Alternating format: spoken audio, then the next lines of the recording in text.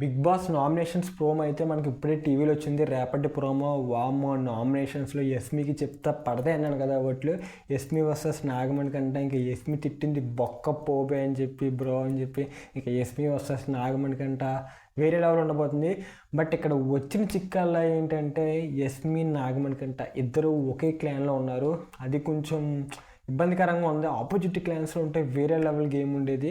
But నామినేషన్స్లో అయితే యస్మి ఇటు వీళ్ళిద్దరితో చూపించారు. ఇంకా కొంతమంది నామినేట్ చేశారు, అవి ఏం చూపించలేదు.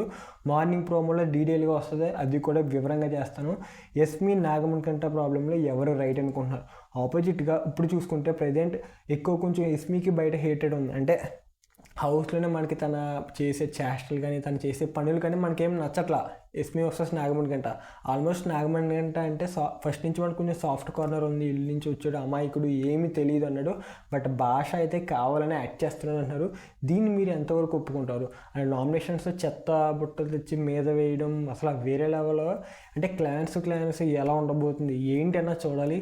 యస్మి వర్సెస్ నాగమణి కంట ఎవరు కరెక్టో కింద కామెంట్ చేసేయండి. ఇంకా డీటెయిల్డ్ ప్రోమో రివ్యూ కోసం మరిన్ని అప్డేట్స్ కోసం మన ఛానల్లో వెళ్ళి చూసేయండి. Thank you.